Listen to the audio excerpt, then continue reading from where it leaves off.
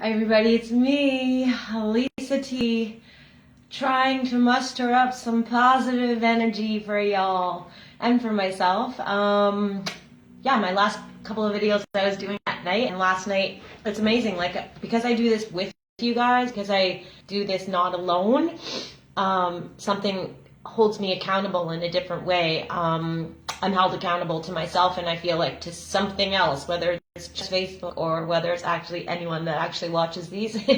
So by being accountable, I don't know. So last night I said I got to start doing these in the morning again, because these readings are supposed to take you through the day and help you learn each and every day. And just because I said that last night out loud to something other than myself, here I am today. So it's amazing, the power of sharing, the power of walking this journey with others is part of my recovery journey, making sure I don't do this alone. Miracles don't happen in isolation, I always say, right? So okay, and it was interesting last night, if you've been watching my videos,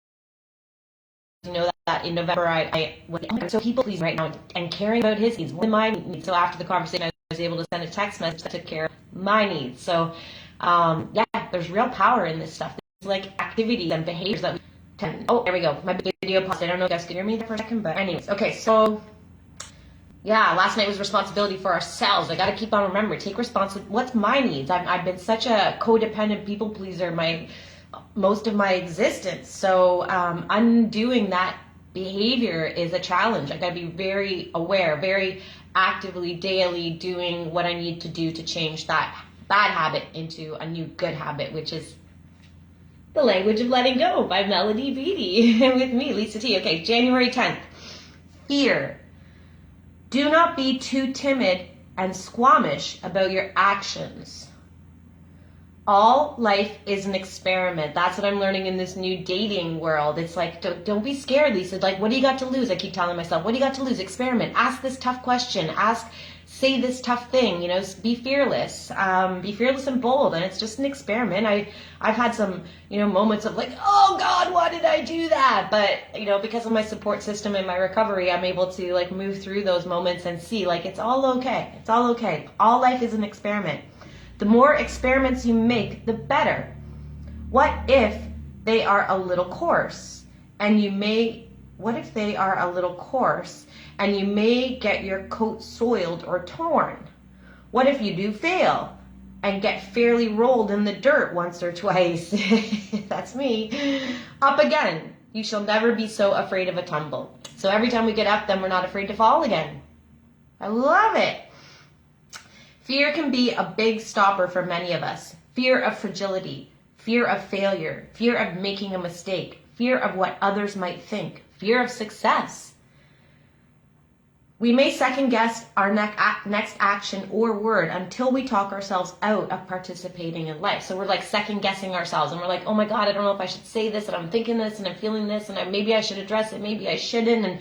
And you end up if you stay in your head and instead of just doing it, feel the fear and do it anyway. If you stay in your head and you'll cripple yourself, and then you're not going to do anything, and then you're not motivated for any kind of change, and you stay stagnant. To me, that's no fun.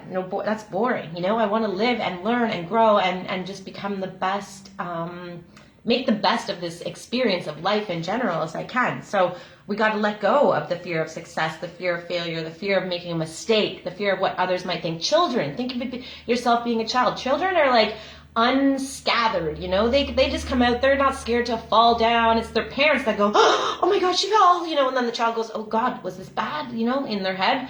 But otherwise, without that, children, they're not self-conscious, right? They're just out there doing it, living it fearlessly. So they're not children are not afraid of failure or afraid of making a mistake. They're not scared of what others might think.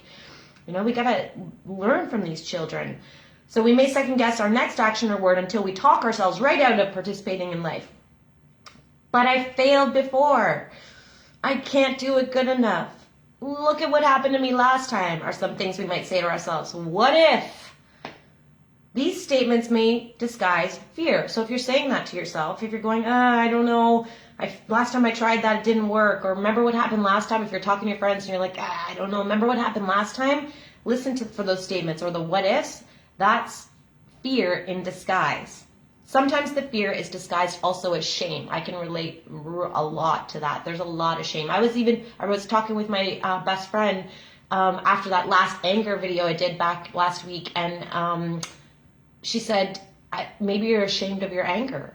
And I was like, oh my God, yeah. Like I sugarcoat everything. It's like, no, I'm just upset, or I'm sad, or they're making me confused.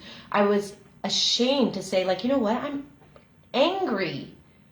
And now that I've done that, now that I just acknowledge, I'm feeling anger, I was able to like move through into a new layer. I was able to shed that old layer of shame and move into a new layer of discovery, and also step up into a new layer of growth. So it's really powerful stuff. After I finished the first 2 chapters of a book I was writing, I read them and grimaced. No good, I thought. Can't do it. I was ready to pitch the chapters and my writing career out the window. A writer friend called and I told her about my problem. She listened and told me, those chapters are fine. Stop being afraid. Stop criticizing yourself and keep on writing. Man, that self-critic, like we all have a layer, I think, of being hard on ourselves, but those of us in recovery can be extra hard on ourselves. We've got to stop criticizing yourselves. There's a critic inside of you. You got to shut that thing up and keep it on. So this person, she's telling a story about how she didn't want to write anymore, and she talked to a friend, and the friend said, stop being afraid, stop criticizing yourself, and keep on writing. I followed her advice. The book I almost threw away became a New York Times bestseller. Who would have thunk? Relax. Our best is good enough. It may be better than we think. Even our failures may turn out to be important learning experiences that lead directly to, and are necessary for, an upcoming success. We just don't know what we're being prepared for as we move through these like valleys and hills and ups and downs of life, right? I was just messaging with a friend this morning and telling them about my experience last week, and he was like, you go warrior. He was like, you're such a warrior. You know, that what you move through and how you work through that proves your spiritual warriorness, you know. And I was like, oh God, thank God for others, because I saw myself as permanently damaged and he saw me as a warrior. You know, so we just don't know. We can't look at ourselves as failures and think that, you know, and what we can do is assume that these are all moments that are leading us to the next thing, you know, something great. So even our failures may turn out to be important learning experiences that lead directly to and are necessary for an upcoming success. Feel the fear, then let it go. Jump in and do it, whatever it is. If our instincts and path have led us there, it's where we need to be. I have a sign on my wall in my bedroom, and it says, if God leads you to it, he will lead you through it. So if it's that just like jerked me up with some tears. Because it's true. I've experienced that. You know, anything we're led to, we're going to get led through as well. I think that's what this line is saying. If our instincts and path have led us there, it's where we need to be for our learning and growth and evolution. Here's your prayer for today. Today I will participate in life to the best of my ability, regardless of the outcome. Don't try to control the outcomes. That makes me a winner. Today I will participate in life to the best of my ability, regardless of the outcome. That makes me a winner. Amen. Thanks for watching, everybody. I love you all and I appreciate you. Have a great day.